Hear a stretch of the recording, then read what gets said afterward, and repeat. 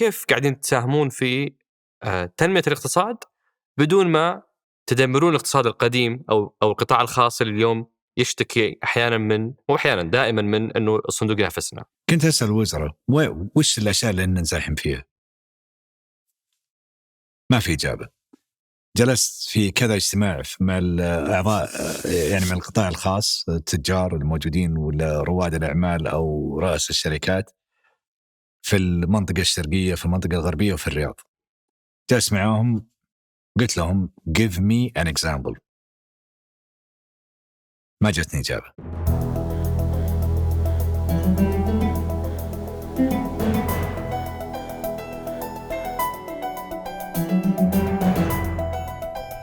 هذا سقراط من إذاعة 8، وأنا عمر الجريسي أستضيف قادة التحول وقادة الأعمال وقادة الرأي وأسولف معهم عن مستجدات ومستهدفات رؤية السعودية 2030. ضيف حلقتنا اليوم هو ضيف أكثر من مرة وبشكل مستمر رشحته وتمنيت وجوده، وأنا أشارككم نفس هذا التطلع لأهمية الملفات اللي يتولى قيادتها. فضيفنا اليوم هو الأستاذ ياسر رميان، محافظ صندوق الاستثمارات العامة. حلقة تعتبر تاريخية لأننا تكلمنا عن البدايات، عن التأسيس، عن كواليس الانطلاقة لصندوق الاستثمارات العامة بشكل جديد، كيف بنيت استراتيجيته، كيف حددت المحافظ اللي يبغى يستثمر فيها، إيش كان واقعه من حيث عدد الموظفين، المستهدفات، العوائد على الأصول اللي كانت موجودة، وإيش اللي تغير اليوم من حيث حجم الأصول، العوائد، كيف حققنا هذه القفزة في العوائد، وكيف اختار ضيفنا فريق عمله لهذه الانطلاقة. بعدها دخلنا على موضوع المرحلة الماضية، إيش أهم المتحقق في موضوع الشركات اللي تأسست، هل ينافسون القطاع الخاص بتأسيسهم لهذه الشركات، كيف يعلق ضيفنا على هذه التهمة المستمرة للصندوق بأنه ينافس القطاع الخاص.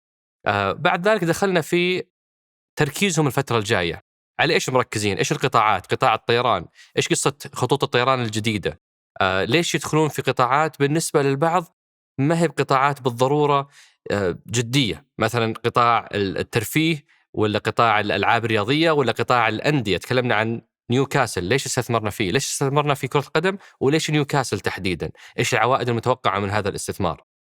وكملنا على موضوع سوفت بانك، الاستثمار اللي اليوم الصندوق مو قاعد يحقق عوائد كبيرة، بالعكس قاعد يحقق خسائر. فكيف يعلق ضيفنا ليش أصلا استثمرنا في هذا الصندوق وكيف واقعه اليوم. واستمرينا نتحدث على أهم النقاط المتعلقة بالأثر الاقتصادي، الوظائف اللي بتخلق. ولأننا نعرف أنه ما في حلقة واحدة بتكفي كل أسئلتنا عن الصندوق، طلبنا من ضيفنا بأننا نركز المرة هذه على الصورة الكبيرة، على الاستعراض التاريخي، ومستقبلا إن شاء الله تعالى نقدر نستضيف قيادات آخرين من الصندوق يحدثون بالتفصيل على محافظ الصندوق، ونقدر نطرح أكبر قدر من أسئلتكم اللي أكرمتونا فيها. وختمت الحوار بسؤال لضيفنا عن أهم الدروس اللي تعلمها من ولي العهد بحكم عمله المقرب من ولي العهد طوال الفترة الماضية. أترككم مع الحوار. حياك الله أبو فيصل، شرفتنا ونورتنا. حياك الله يسلمك. الحمد لله على سلامتك. قلت لي إصابة بادل أجل. وش علاقتك مع الرياضة؟ أشوفك تلعب تنس مع الأمير عبد العزيز فيصل رئيس اتحاد الجولف، والحين بادل، وش قصتك مع الرياضة؟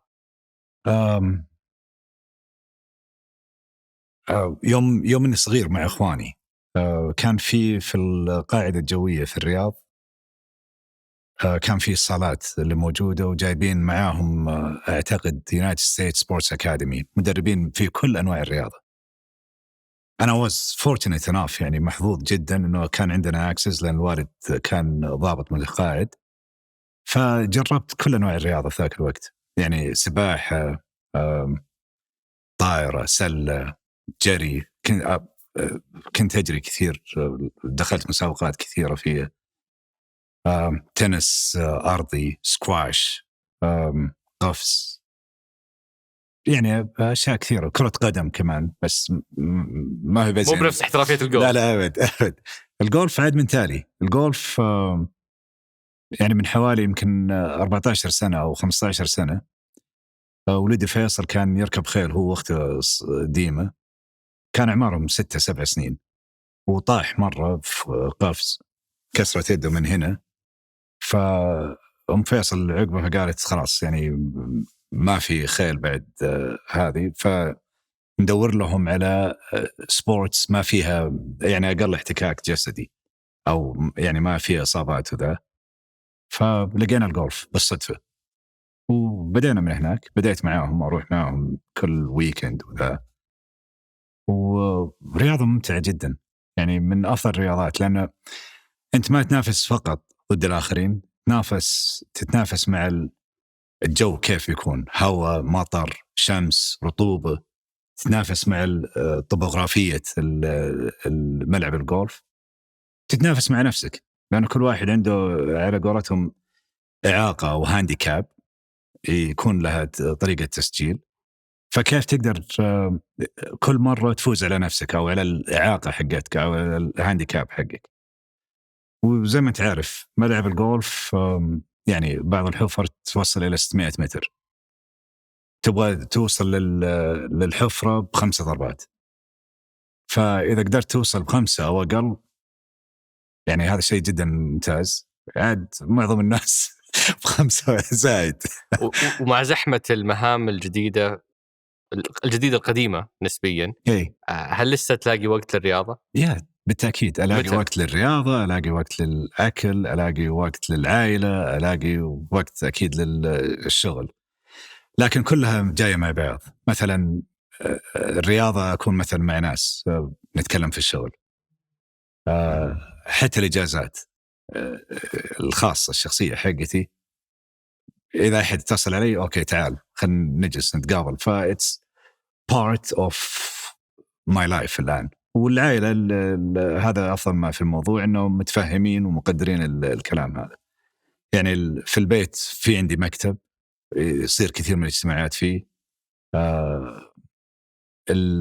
حتى السوشيال اكتيفيتيز اللي تكون موجودة العائلة يكونوا معي فيها، ويكون فيها بزنس. يعني صار جزء من نمط الحياة. إيه صارت جزء من أصلا لو ما سويت شيء زي كذا أحس إنه في شيء ناقص فيهم. في شيء ناقص، صحيح، في شيء ناقص. فإتس بارت أوف إت. احنا أبو فيصل سعداء نستضيفك بصفتك المحافظ لصندوق استثمارات العامة، الجهاز اللي يعتبر اليوم هو يعني أكثر دينامو الحراك حق التحول الاقتصادي في السعودية من 2015 إلى اليوم. يمكن هذا أول لقاء مطول لك باللغة العربية، فاعتبرها فرصة تاريخية أننا نسمع كواليس البدايات. متى أول مرة حكى لك ولي العهد عن هذا الفرصة الوظيفية أو هذه المهمة الوظيفية، وكيف بديتوا؟ أنا كنت إلى 2015 كنت الرئيس التنفيذي للسعودي الفرنسي كابيتال، وقبلها كنت من الأعضاء المؤسسين لهيئة السوق المالية من 2004 إلى نهاية 2010. وقبلها كنت في البنك الهولندي، وقبلها كنت أسوي بعض الدراسات كمحاسب قانوني تابع الهيئة السعودية للمحاسبين القانونيين. فيوم جاني الاتصال من الديوان وقالوا إنه سمو الأمير محمد يبغى يشوفك، فذكر يعني أول ما رحت للديوان طبعا هيبة الديوان والعلم وكل هذه الأشياء كانت جدا معبرة، وأنا كنت مبسوط مرة يعني فوق ما أتخيل إنه تم اختياري. ما كان في أي معرفة سابقة مع الأمير محمد أبدا، يعني ما قد قابلته قبل كذا. طبعا معروف الأمير محمد، سامع فيه، لكن ما في أي. هذا أول لقاء. رحت للديوان، أنا توازنت للصندوق الاستثمارات العامة. I was brought in علشان تأسيس مركز اتخاذ دعم القرار اللي هو في الديوان الملكي. كانت فكرة سمو الأمير أنه معظم القرارات اللي تكون موجودة بيست على الأوبينيون، على الرأي، وليست بيست على الأدلة أو الأفيدنس. فأعطاني الرؤية حقته وسألته يعني أنا ما اشتغلت في إيش علاقة بانكر في مركز دعم اتخاذ القرار؟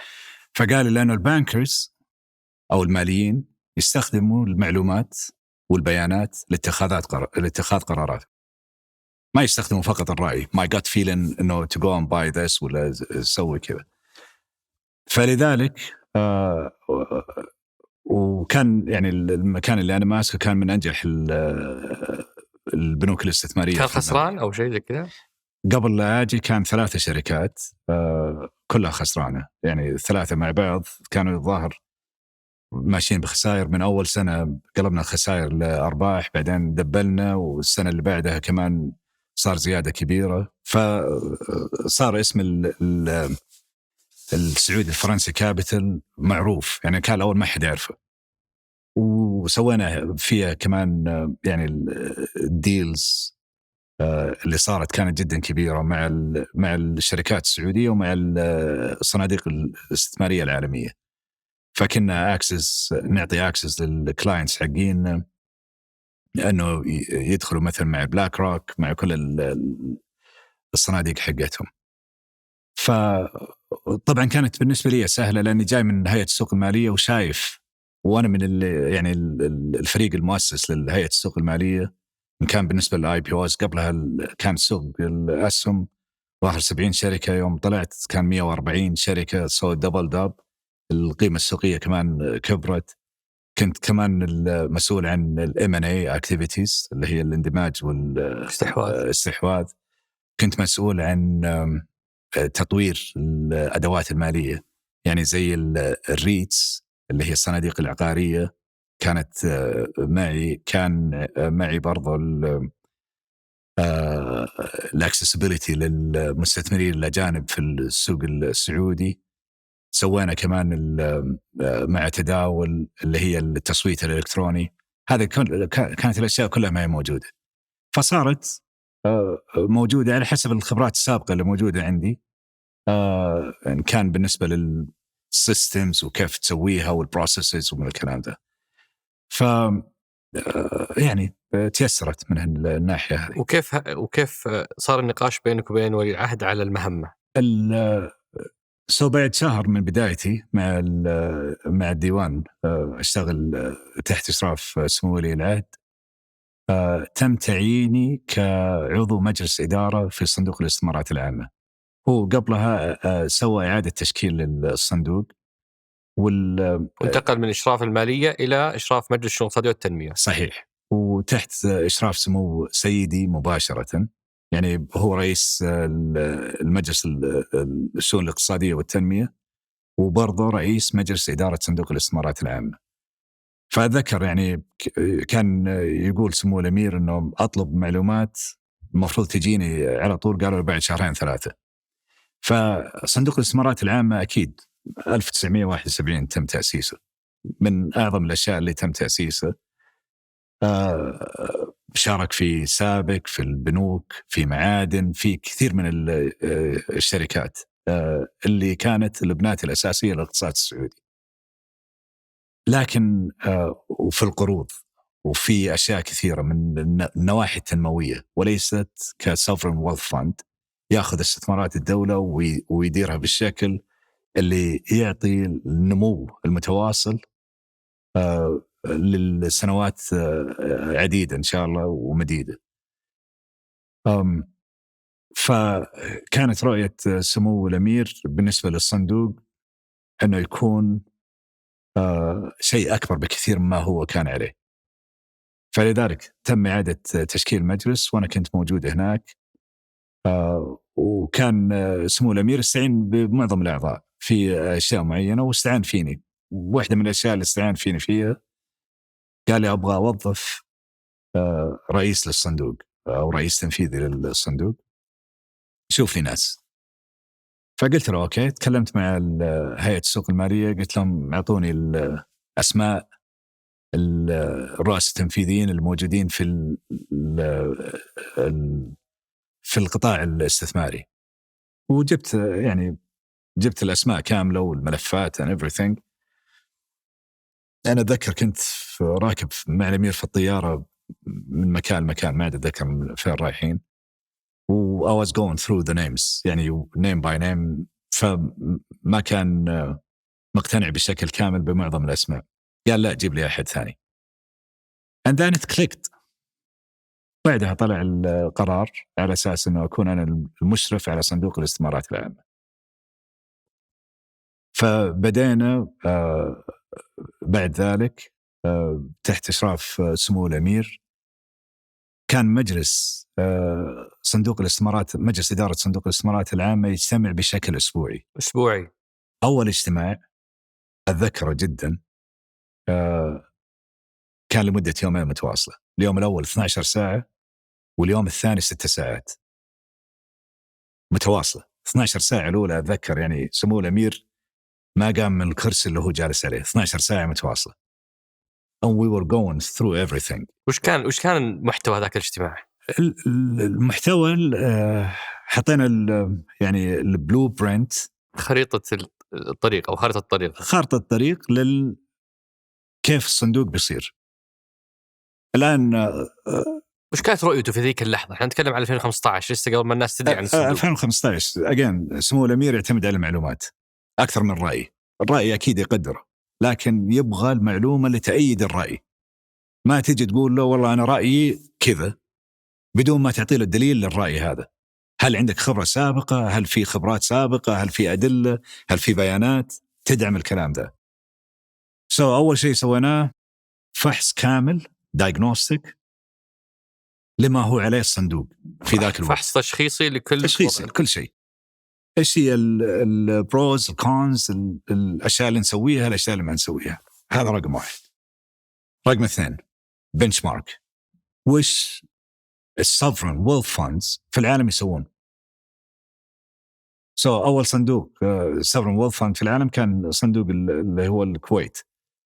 بعدها جت صناديق الامارات. هذا اولها من حيث التاريخ تقصد؟ تاريخ في الستينات على ما اعتقد. لأن اكبرهم النرويجي. لا، النرويجي جاء من عقب. بس هو اكبرهم اليوم كحجم اصول. اكبرهم كحجم اصول. النورجس بانك الاقدم الكويتي. مثلا النورجس بانك الاستراتيجية حقته صندوق واحد passive investment. ايش يعني passive؟ يعني يجي يشتري يقول ابغى 5% من الببليك ماركتس اللي موجودة في العالم، يروح يشتري على الاساس هذا. عندهم يمكن تصورات، مثلا يقول ما نبغى في الفاصل فيول، ما نبغى في المش عارف ايش، نبغى في كذا. عندهم بلاك ليست، لكن بعدها استثمار خامل في كل المؤشرات. فإذا الأسواق طالع هم طالعين، الأسواق نازلة هم نازلين. فلقينا إنه المملكة أو sovereign wealth fund بحاجة إلى at least 6 pools of investments. نبغى أول شيء السادة equity اللي هو نملكه الآن يعني في 2015. هذا one pool. second pool is sectors اللي كانت موجودة في المملكة كثير منها either غير موجودة أو dormant، أو أنها تعبانة. either تعبانة لأنه ما في استثمار كامل، أو regulations ضد تطوير السيكتورز هذه، أو ما في regulations من الأساس تسمح بالدخول فيها. exactly. البول الثالث اللي هو له طابع العقاري جيجا بروجيكتس. سمو الأمير كان يتكلم على موجود فكره نيوم، موجود القدية، موجود الريدسي، موجود روشن، موجود كل الأشياء هذا في الفكر اللي موجود عنده والرؤية اللي موجودة عنده. فسويناها محفظة أو بول مشاريع الكبرى جيجا بروجيكتس. حتى الاسم جيجا يعني قلنا أول شيء ميجا موجودة في كل مكان. أي مشروع كبير مساحة كيلومتر واحد يسمونه ميجا بروجيكت. It's not. This is Giga. This is like an ecosystem كامل جالس تسويه. ما هو بشيء يعني بسيط أو مشروع واحد ولا أرصفة ومش عارف إيش وعمارة وحديقة ومواقف وشوارع. No, this is a whole ecosystem. الشيء الثالث اللي هو الريل استيت والانفراستراكشر. whatever real estate موجودة، مثلا شركات رؤى المدينة، رؤى الحرم، أو الشركات اللي جالسين نسويها الآن اللي هي تطوير وسط المدن. المطارات أيضا تطوير المطارات في الانفراستراكشر. فهذه برضو الموانئ، كل هذه تحت العقار والبنية التحتية. هي تعتمد الآن بين السيكتور ديفلوبمنت وبين على حسب ايش يعني هذا من الاشياء اللي تم النظر فيها داخليا، وين تكون المشاريع مثلا في هذا البول ولا هذا البول. فهذه أربع محافظ. المحفظة الخامسة والسادسة اللي هي للاستثمار الدولي. والاستثمار الدولي الأول ما كان عندنا تقريبا أقل من less than 5%. less than 1.5% أوه. استثمار دولي، وكان أكثره politically incentivized investments مثلا في الدول العربية في من الكلام هذا، فما كانت يعني استثمارات تجارية أكثر منها استثمارات سياسية. فكان في عندنا يمكن استثمار واحد اللي هو في بوسكو ستيل في كوريا، كان في آخر 2014 أو 2013 ما أذكر، يعني قبل وقتي. فالاستثمارات الدولية سوينا برضو محفظتين اللي هي البالانسد بورتفوليو، اللي هو يستثمر في كل شيء، إن كان مع الفند مانجرز، كان في different underlying، في البرايفت equity، في البابليك ماركتس، في different instruments of investments. هذه أغلبها استثمارات غير مباشرة عبر السوق، عبر مدراء صناديق. لا حتى ممكن تكون دايركت بس ما هي strategic investments اللي هي دايركت أو non direct بس تكون لها طابع استراتيجي، مثل زي مثلا SoftBank Vision Fund that's strategic، يعني $45 billion في صندوق قيمته 100 مليار. سوفت بانك نفسهم كانوا حاطين 28 مليار فيه، ومبادلة كانوا حاطين مبلغ أقل من ذلك. لا ظاهر ترى ما أتذكر والله الأرقام بالضبط، بس أقل مننا وأقل من سوفت بانك the company. بلاكستون استثمرنا في البنية التحتية في أمريكا في صندوق 50 مليار وإحنا حاطين 20 مليار، so it's 40% of that fund. so هذا تعتبر استراتيجي. استثمارنا اللي وضعنا على الخارطة العالمية للاستثمار في أوبر، يعني كان أول استثمار خارجي دولي بالنسبة لنا، هذا يعتبر استراتيجي.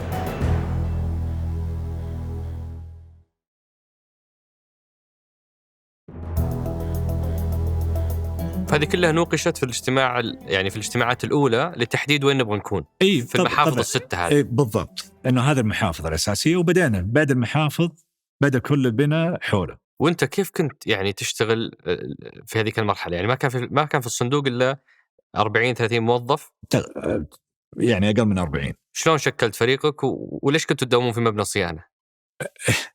هو أساسا كان المبنى دور واحد في عمارة داخل وزارة المالية. ما داومت فيه ترى تشوف، لأنه تم نقل صندوق الاستثمارات العامة من تحت وزارة المالية إلى المجلس، مجلس الشؤون الاقتصادية والتنمية السيدة. سمو الأمير قال go and find proper offices لكم، والمفروض أن تكون خاصة فيكم، ما هي مع أي مكان ثاني. فبدأت أدور في الرياض. أول شيء المملكة الفيصلية، هذه أكبر عمارتين. بعدين سمعت عن المدينة الرقمية اللي هي تابعة لصندوق معاشات تقاعد سابقا، رحت هناك. كانت تقريبا ما هي جاهزة المدينة الرقمية، في عمارة واحدة فيها اللي جاهزة، اللي هي العمارة حقت المينتنس الصيانة. فقلت ممتاز، أوكي let's take يعني جزء منها. فخذينا I remember نص دور، يعني هي بشكل دائري العمارة، خذينا منها نص دور. وبدأت أوظف ناس جدد، 4 أشخاص كانوا معي مبدئيا، اللي هم تركن ويصر الآن نائب المحافظ للاستثمار الدولي، يزيد الحميد نائب المحافظ الاستثمار في المينا ريجن، وسلطان علي الشيخ، ومهند البلاهد. هذول أول أشخاص كانوا يشتغلوا معي. ما كان كيف رد عليك يزيد لما كلمته؟ يزيد وتركي. يعني يزيد كان was moving out من هيئة السوق المالية، وأنا كان يشتغل معي في هيئة السوق المالية. اتصلت عليه here's what I want، هذا المانديت اللي عندي، ودي إنك تجي. قال لي أوكي خلاص جاي. طب ما سألتني وش الراتب وش هذا؟ قال لي خلاص مشكلة جاي. فكان من أول أشخاص. تركي النويسر سام ثينج، كان جايني مانديت من سمو الأمير أنه نبغى نستثمر في فرنسا. فتكلمت مع البريفيس امبلوير حقي السعودي الفرنسي كابيتال، وتركي كان رئيس الاستثمار هناك إدارة الأصول. فتكلمت معهم ما هم فاهمين، ما هم قادرين يستوعبون.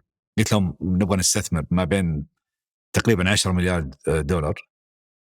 They couldn't comprehend what I was talking about. ما كانوا مستوعبين إطلاقا. ما هم مستوعبين، يعني ما هم قادرين يستوعبون إيش اللي جالس يصير.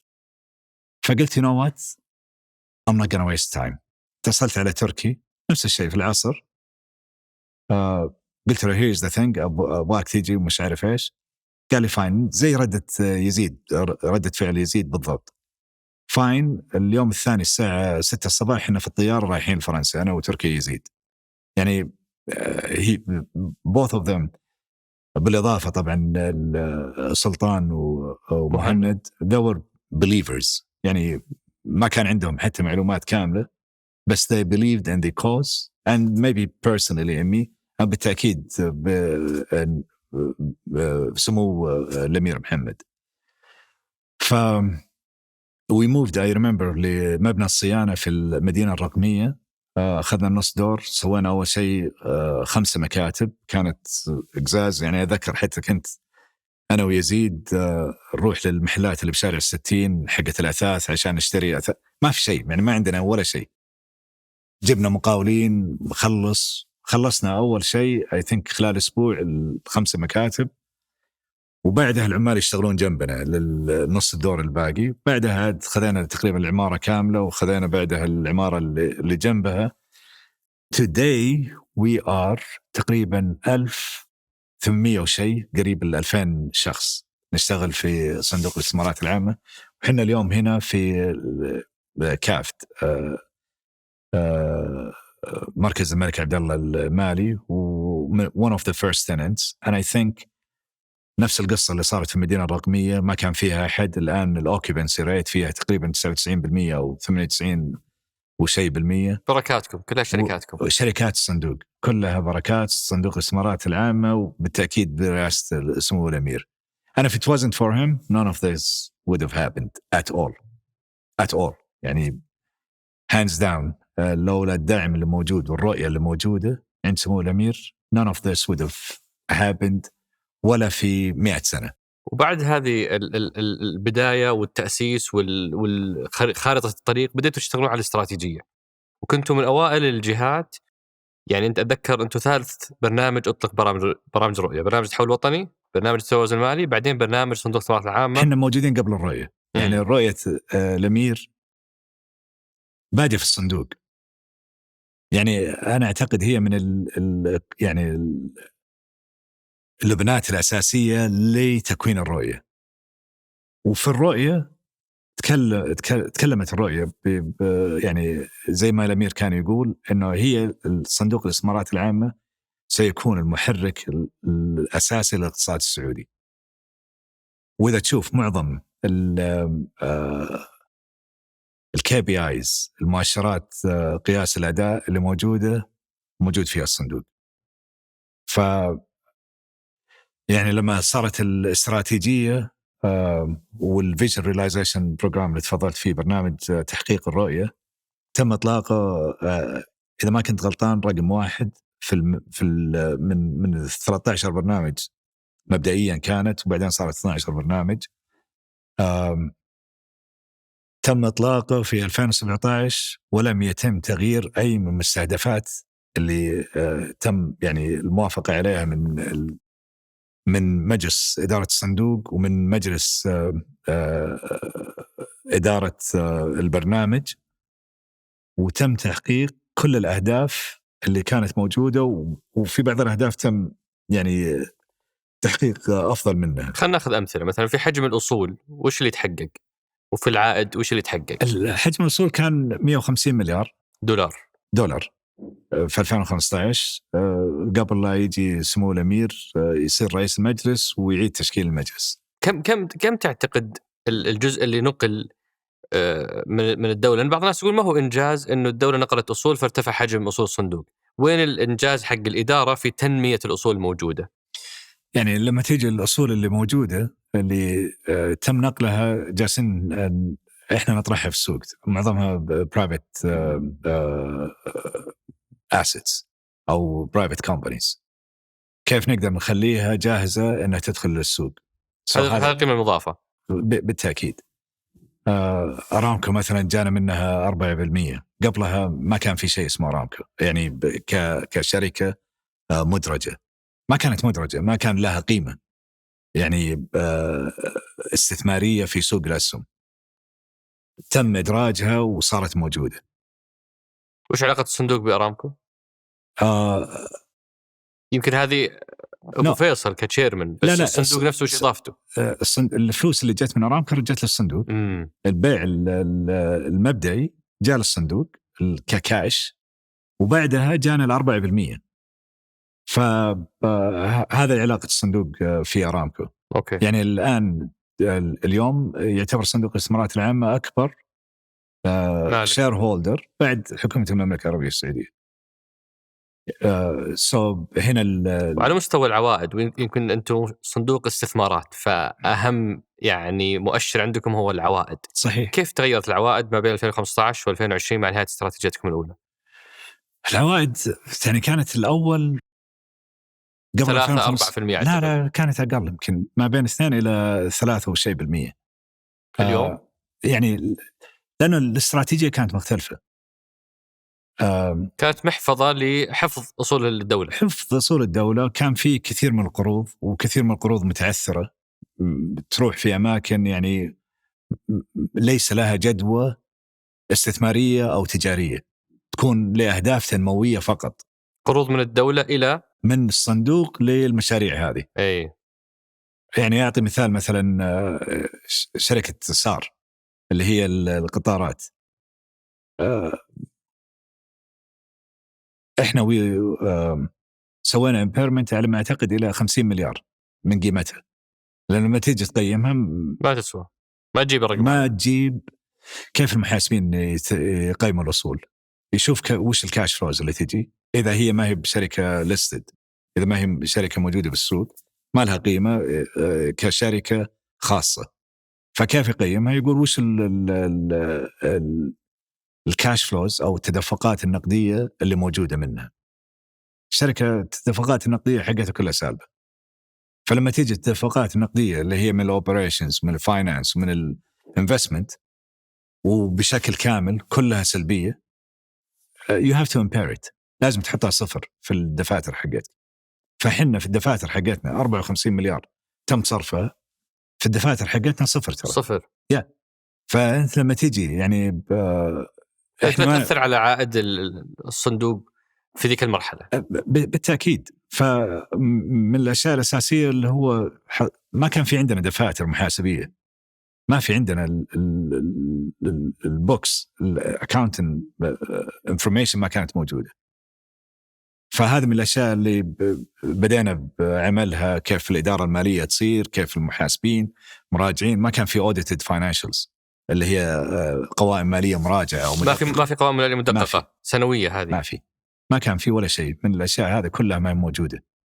حتى بعض الأصول ما ندري وينها، كيف جمعناها وكيف حطيناها من الكلام ذا.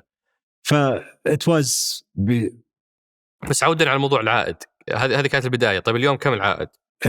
العائد وصل إلى مراحل فوق 8-9%. هذا عائد كل الصندوق ولا الاستثمارات الجديدة؟ لا كل الصندوق. هي كل الصندوق. بمعنى أصول 600 مليار في عائد 8، يعني أتخيل 50 مليار دولار سنويا دخل يجيكم. وفي بعض السنوات يجي أكثر كدخل، خاصة لما بعنا السابق، بس it's cash flows, it's not في الانكم ستيتمنت.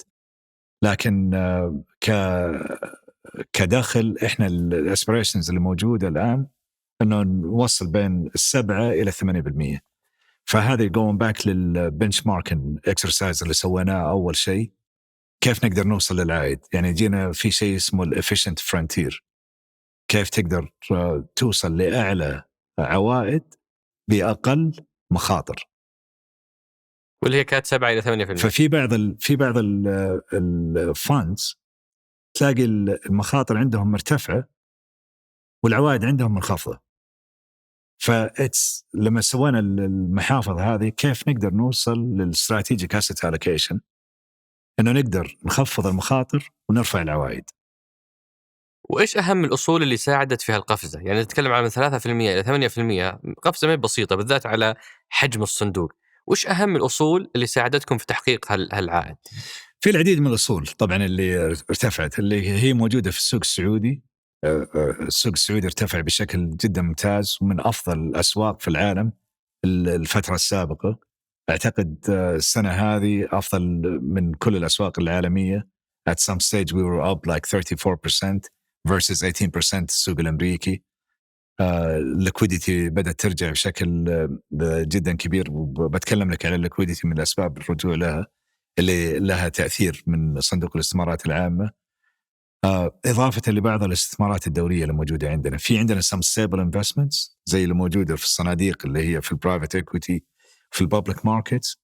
في عندنا مثلا استثمارات كانت لها دعم كبير زي اللي صار في لوسيد استثمرنا تقريبا $1.8 billion وبعدها another maybe $200 or $300 million. at some stage وصلت لوسيد إلى ماركت كاب تقريبا 60 مليار. 2 إلى 60 مليار. لا الشركة كاملة. إحنا نملك كنا 85%، وبعد ما سوينا الاي بي او صرنا نملك حوالي 65%. 65% حقتنا هذه 40 مثلا وصلت من 2 مليار إلى 40. which is طبعا فلوسي تستثمرونها. لا طبعا الآن انخفضت بشكل بسيط. في عندنا بعض الاستثمارات مثلا سنابل كانت 7 مليار هي كرأس مال، الآن قريب ال 12 مليار دولار. ففي لما تجمع كل الاستثمارات هذا and we're very conservative by the way. مثلا كل المشاريع والأراضي اللي عندنا الآن، عندنا أراضي مثلا نيوم لحالها كم حوالي 24,000 كيلومتر مربع. البحر الأحمر 43,000 كيلومتر مربع إذا ما كنت غلطان. القدية اللي هي تعتبر من أصغر الجيجا بروجيكتس فوق كانت 800 والآن فوق 1000 كيلومتر مربع. هذا إلى الآن لما نجي في الدفاتر حقتنا ريال لازم قيمة. حطينا ريال لكل واحد من المشاريع هذه، ما هو للمتر، لكل الأراضي ريال. فنيوم كل أرضها مقيمة ريال واحد. متى تبدأون تحسبون قيمتها؟ لأن هذه جزء أيضا من قيمة المشروع. Once the project starts getting commercial operation ويجي فيه cash flows، أو لما يصير بيع لبعض الأراضي يصير فيه تقييم. فإما أنها تشتغل تجاريا أو ينباع جزء منها، يبتدي يصير تقييم. فهذه لها الامباكت، يعني لسه بيصير في عندك هذا مؤشر على التحفظ في عملية التقييمات. لأن إحنا الآن ماشيين مع IFRS طبعا الهيئة المحاسبية، الهيئة السعودية للمحاسبين القانونيين، الستاندرز اللي موجودة. فبالتأكيد we don't overvalue anything, actually we impair things. فجدا محافظين. يعني السي او حقنا ياسر السلماني is very conservative when it comes المعايير المحاسبية لتقييم الأصول والمعايير and everything else. and كل we don't do it ourselves. الحين احنا نجيب مقيمين كانوا عقاريين أو ماليين أو الأوديتورز اللي هم المراجعين القانونيين. انت الاكسترنال بلس the internal. فهذا السبب في الطلوع تقريبا للتقييمات اللي موجودة عندنا.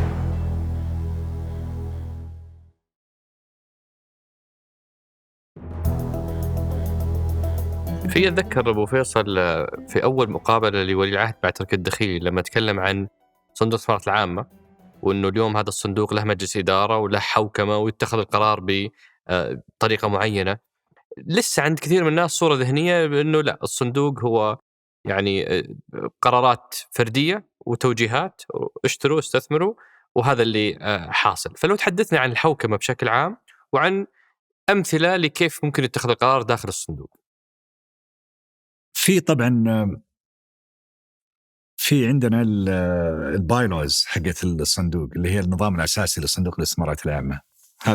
هذا الشيء الأساسي اللي نمشي فيه بعد الأنظمة المرعية اللي موجودة في الدولة. هذا اللي نمشي فيه. بعد هذا اللي هو المجلس وش يسوي بعدها؟ الصلاحيات اللي أعطاها المجلس للجان للمحافظ. أوكي.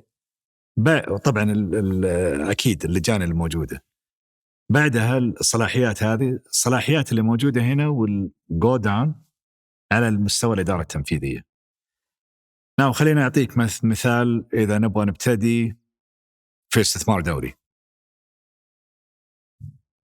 يبتدي الاستثمار يمكن من 3 أشياء. either مجلس الإدارة، رئيس مجلس الإدارة أو أعضاء المجلس يقولوا إيش رأيكم في الفرصة هذه، look into it.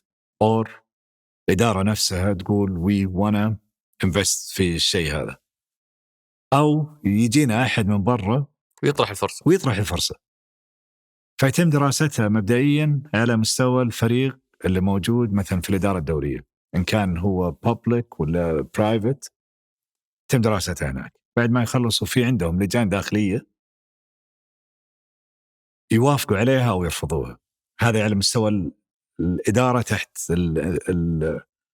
الاستثمار الدولي. بعدها تيجي لشيء اسمه MIC Management Investment Committee. Management Investment Committee كانت الأول برئاستي بشكل كامل. الآن بعد ما صار في نائبين تم إعطاء كل واحد من النواب لجان مختلفة. واحد من النواب الآن هو رئيس لجنة الاستثمارات، وعضوية النائب الثاني والأعضاء اللي هم N-1 كل المدراء كبيرين المدراء أو كبار المدراء اللي موجودين في صندوق الاستثمارات العامة up to a certain threshold. بعدها إذا أكبر تجي لي أنا كرئيس للجنة هذه، يعني كل قرارات حقتهم أشوفها بعد ما يقررونها، ما هو قبل. بس إذا طلعت التيكت سايز أعلى تجي لي in my capacity as MIC أو Management Investment Committee، لجنة الاستثمار الإدارية للموافقة. إذا أعلى المبلغ أعلى تروح لشيء اسمه BIC اللي هو Board Investment Committee أو لجنة الاستثمار التابعة لمجلس إدارة الصندوق. وهذه فيها أعضاء من المجلس، مجلس إدارة الصندوق، فيها أعضاء خارجيين دوليين ومحليين. فيتم النظر فيها. إذا تم الموافقة عليها تروح لمجلس صندوق الاستثمارات العامة اللي هو برئاسة سمو سيدي ولي العهد اللي هو رئيس مجلس الإدارة.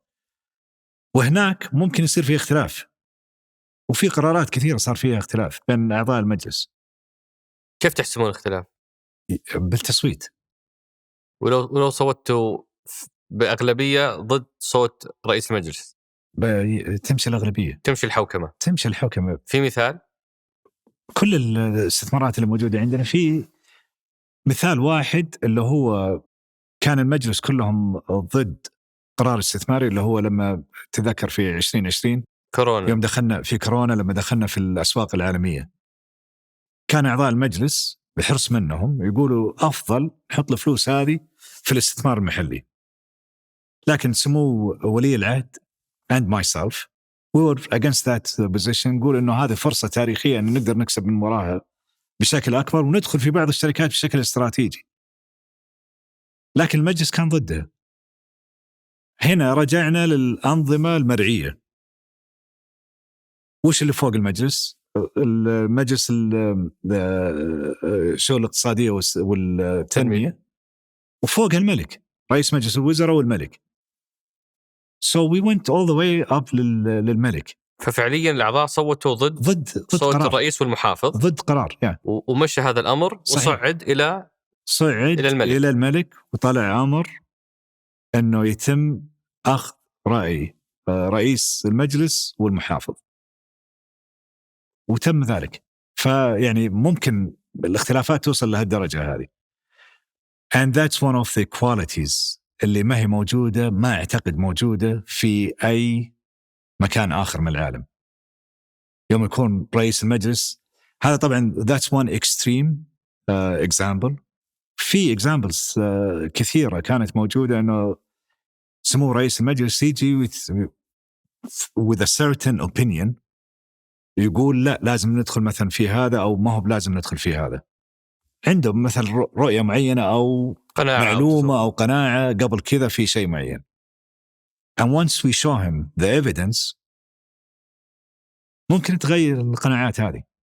أوقات لا، بس معظم الأوقات تتغير القناعات هذه because we show him الإيفيدنس اللي موجودة، اللي هي تقول إنه هذا قرار استثماري سليم أو هذا قرار استثماري غير سليم، ويأخذ بالرأي اللي موجود من الإدارة التنفيذية ومن المجلس. بدأ جبت طاريها، كم حققتوا في استثمارات كورونا؟ it was really good. يعني دخلنا تقريبا كان حوالي إذا ما كنت غلطان 35 مليار and we did قريب 40% فيها دولار. ف it was really خلال فترة الأشهر الأولية، لأنه إحنا اللي كنا متوقعين tell the truth إنه تكون الريكفري as W shape ولا U shape، واحتمال بسيط إنه تكون V shape، إنه ينزل ويطلع. فكانت عندنا إحنا البروفيجن نبغى نشتري ب 80 مليار. المرحلة الأولى كانت حوالي 35 مليار وبعدين ارتد على طول وما نزل. ارتد. فجاء عائد سريع ما قدرنا تدبلوي المبلغ كامل للأسف، لأنه يعني التوقعات. بعدين that's a funny thing، العالم كله كان يتكلم على دخول من الصحافة العالمية، ما نتكلم على المحلية، كان يتكلم على دخول صندوق الاستثمارات العامة كأول long term investors في مع النزول هذا. فكان I think الإفكت الطلوع هذا من أساسه اللي هو دخول حقنا because we had to disclose، لأنه معظم الشركات كنا نطلع فوق 5% we have to disclose it. حتى بعض الشركات اللي أقل إحنا في بعض خاصة في الأسواق الأمريكية we have to disclose بشكل شهري وش اللي جالسين نسويه. وهنا كانت أتذكر أبو فيصل كثير أسئلة يعني طرحت في ذيك الفترة بأنه هل الصندوق مضارب اللي يدخل ويطلع بسرعة، ولا هو مفترض أنه صندوق سيادي قراراته طويلة المدى؟ 3 أشياء سويناها بالنسبة للدخول في أثناء البانديميك. strategic positions أخذنا في شركات الآن ما طلعنا منها، ما تخرجنا منها أبد. opportunistic اللي هي نشوف وش الفرصة وندخل فيها ونطلع which is makes يعني perfect sense. الشيء الثالث اللي هو يسمونه rescue financing، اللي هي نجي على الشركات ما هي بحاجة أن تشتري فيها من سوق الأسهم، بحاجة أنك تزود رأس مالها وتعطيها convertibles قروض تحول إلى أسهم أو شيء زي كذا. فهذا الأساس اللي كنا داخلين فيه، ما كنا داخلين على أساس أنه ننتهز فرصة ونمشي and that's it. كنت أتحدث مع يعني بعض الأصدقاء اللي يعملون في الصندوق، وكانوا يقولوا لي على التحول الكبير اللي صار في موضوع ترشيح ممثلين الصندوق في الشركات. أنتم أعتقد عندكم 450 تقريبا 400 ممثل في مجالس إدارات الشركات اللي أنتم تملكون فيها حصص. وش اللي اختلف كحوكمة في عملية ترشيح الأعضاء؟ لأنه سابقا كانت إلى حد كبير علاقات، يعني أتذكر بعض الأصدقاء يكلمني تعرف الوزير الفلاني ترى محتاجين يرشحنا للشركة الفلانية الحكومية. اليوم القصة يبدو لي مختلفة. وش اللي اختلف؟ اختلاف كامل. maybe I'll take 2 steps back.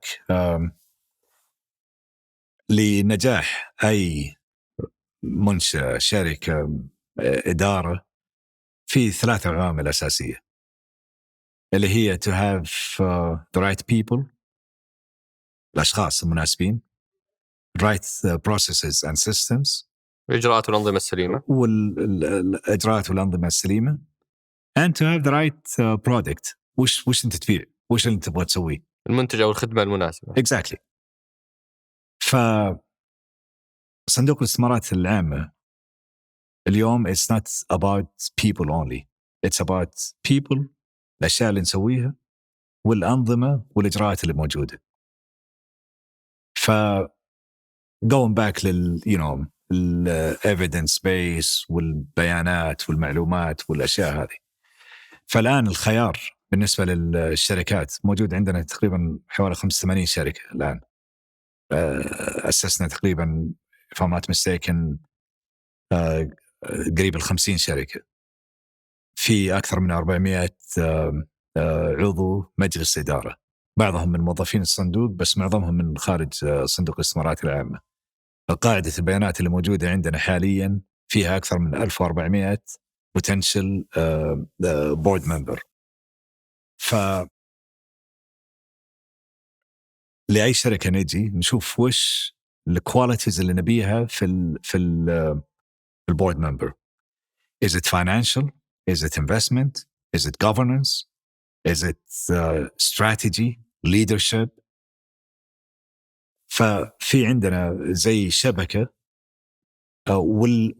بالإضافة للeducation previous experiences تعليمه وخبراته السابقة. صحيح. فنجي على كل واحدة من المحاور هذه ونعطي تقييم للcomposition of مجلس الإدارة. مثلا نبغى على الأقل واحد في الناحية الgovernance والcompliance الالتزام والحوكمة. نبغى على الأقل واحد يكون موجود في الأشياء المالية، على الأقل واحد يعني financial ولا accounting background يكون عنده خبرة مالية أو محاسبية. نبغى واحد مثلا لو عنده أشياء استراتيجية. نبغى واحد عنده خبرة قيادية إذا بيكون chairman of the company. ونبغى أحد يكون عارف البزنس. فإذا ما لقينا أحد عارف البزنس من محليا نجيب ناس جانب and we're not gonna stop. يعني أكيد أفضل إنه يكون الكل موجودين سعوديين، لكن we don't mind إنه يكون على we encourage إنه تيجي خبرات من الهند، من أمريكا، من آسيا، من أوروبا، من أي مكان. وبالفعل الآن يعني على ما أعتقد شركة الكهرباء أحد أعضائها كان أمريكي، تم تعيينه نائب لوزير الطاقة في أمريكا، وهو إحنا جايبينه في شركة الكهرباء. فوي go out and look for the best qualities على حسب البروفايل اللي موجود في الشركة. تتحول إلى أرقام، هذه كلها أرقام. بعد ما تخلص الأرقام هذه تحت إدارة التشيف اوف ستاف اللي هو رئيس كبير الإداريين، عنده كذا vertical، واحدة منها اللي هي البورد composition. تروح لإدارة لجنة اسمها PCNC اللي هي Portfolio Companies Nomination Committee، أو لجنة ترشيحات ممثلي الصندوق، الشركات التابعة للصندوق. هذه اللجنة برئاستي. إذا الشركة غير استراتيجية توقف على اللجنة دي، ولازم والأعضاء اللي موجودين لهم النائبين الاثنين والمدير الاستثمار العقاري والجيجا بروجكتس، كبير الإداريين، الجنرال كونسل، I think that's it، أو CFO، وكمان CEO. يتم النظر في المرشحين ويتم الاختيار التصويت عليهم. إذا الشركة غير استراتيجية وقف الموضوع هنا. إذا الشركة استراتيجية بعد هذه تروح للBIC اللي هي، معلش أنا جالس أعطيك معلومات يمكن مملة، بالعكس بس تروح للجنة اللي هي الBIC Board Investment Committee أو لجنة الاستثمارات تابعة لمجلس الصندوق. بعد ما يخلصون منها either وافقوا على ترشيحات أو يرفضوها، تروح بعدها لمجلس إدارة الصندوق إذا هي شركة استراتيجية. it's not based on friends and family. يعني لو أطلب منك الحين تتوسط لي أصير في شركة البحر الأحمر ما حتضبط، ها؟ الموضوع مو بالطريقة هذه، ها؟ ما أبغى أخسر كثير. ما أبغى أجاوب. هذا تحول كبير في الحوكمة، ويمكن يخلينا أنا برضو أتحول إلى محور ثاني ومهم في دور الصندوق. اليوم الصندوق هو قاطرة التحول الاقتصادي، والقطاعات الجديدة اللي قاعد يدخلها والشركات اللي قاعد يأسسها كلها فكرتها هي أننا نقود التحول الاقتصادي. فودي أني أسمع منك أبو فيصل وش أكثر ما تحقق في محفظة القطاعات الواعدة، وكيف قاعدين تساهمون في تنمية الاقتصاد بدون ما تدمرون الاقتصاد القديم أو القطاع الخاص اللي اليوم يشتكي أحيانا من، وأحيانا دائما من، أنه الصندوق ينافسنا. not anymore. ما أعتقد يشتكون الآن. مبدئيا يعني كثير من أو بعض أفراد الموجودين في القطاع الخاص كانوا يشتكوا من مزاحمة الصندوق للقطاع الخاص. أنت سألتم سؤال واحد. give me an example. كنت أجلس مع كثير لأنه كنت أسمع كثير من الوزراء يقولوا فلان، يقولوا مدري. كنت أسأل الوزراء وش الأشياء اللي ننزاحم فيها؟ ما في إجابة. جلست في كذا اجتماع مع الأعضاء يعني من القطاع الخاص، التجار الموجودين ولا رواد الأعمال أو رؤساء الشركات في المنطقة الشرقية، في المنطقة الغربية وفي الرياض. جلست معهم قلت لهم give me an example. ما جتني إجابة. ما قالوا لك شركة سيف للخدمات الأمنية؟ يعني حتى قطاع الأمن الصناعي. بعطيك شركة سيف. الآن انظر للخدمات الأمنية الخاصة. للأسف ما في تأهيل الأفراد، الفرد اللي هو الحارس، ما في أي تأهيل. راتب جدا ضعيف. بنفس الوقت ما جالس يؤدي الغرض اللي هو موجود منه. فتضطر الدولة أنها تجيب منشآتها الأمنية لتحرس بعض المواقع. exactly. سيف يوم وذكر حتى شركة سيف سوينا مجلس تأسيسي لها وقال الفكرة سيئة. مجلس تأسيسي قال الفكرة سيئة. تكلمت معاهم قلت لهم سووا كذا وسووا كذا مدري إيش، نفس الشيء بعد كذا شهر ما زالت الفكرة سيئة، والإدارة الموجودة قالوا متفقين معاهم. and then شلنا المجلس التأسيسي وسويناه تحت الصندوق. يعني الإدارة في الصندوق هي اللي تمشي في الفكرة الأساسية. so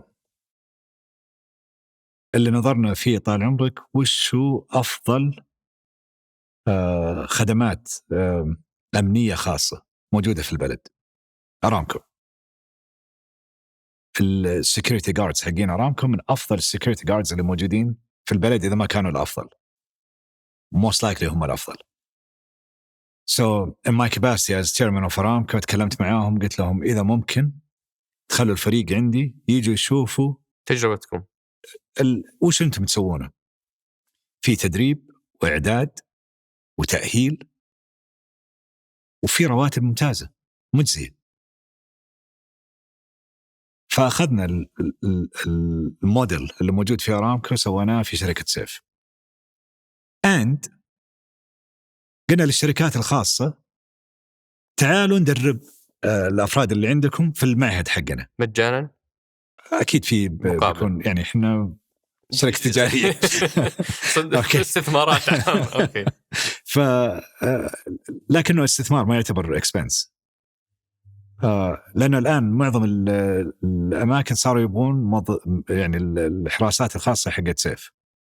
حتى وزارة الداخلية في أشياء كثيرة ما تبغى تكون فيها anymore، فصارت سيف هي اللي replacement أو أي واحد accredited من المكان حق سيف. So we're training people to come. So everybody is thriving. الأفراد اللي موجودين صارت رواتبهم ممتازة. يعني relatively speaking بدل ما هي مثلا X صارت يمكن 3-4 X's أو أكثر ولا أقل. everybody is winning. الخدمات اللي صارت مقدمة صارت خدمات أمنية صدقية، ما هي يعني بس في الشكل إنه حاط رجل أمن. حتى الملابس اللي موجودة يعني قلنا اليونيفورم there should be some. يعني لما تيجي على دورمان في نيويورك تشوف اللبس اللي لابسه تحترمه. نفس الشيء الرجل الأمن لازم يكون لابس لبس تحترمه فيه، ما هو قميص طالع وتكرم يعني. فالمفروض حتى شكل الرجل الأمن يكون مختلف. تأهيل تعليمي، تأهيل جسدي، تأهيل نفسي لرجل الأمن.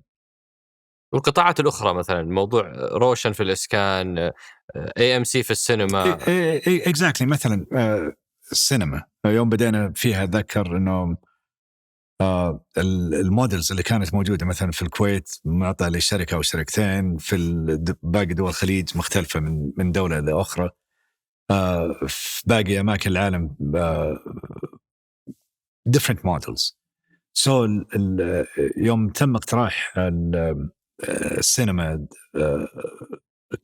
كنشاط يكون موجود، basically الصندوق paved the way، يعني هو اللي عبد الطريق قدام فتح قطاع السينما للقطاع الخاص. اليوم في ظهر أكثر من 6 شركات في السينما، وبعض أكبر منكم. للأسف المنافسة عادلة. منافسة عادلة جدا، يعني الأفضل هو اللي يكون منافس. بس وش الخط الفاصل بين انك تدخل في قطاعات او ما تدخل في قطاعات اخرى؟ وش اللي يحدد؟ ما في خط فاصل. اي قطاع نشوفه under developed ولا under served ادخل فيه.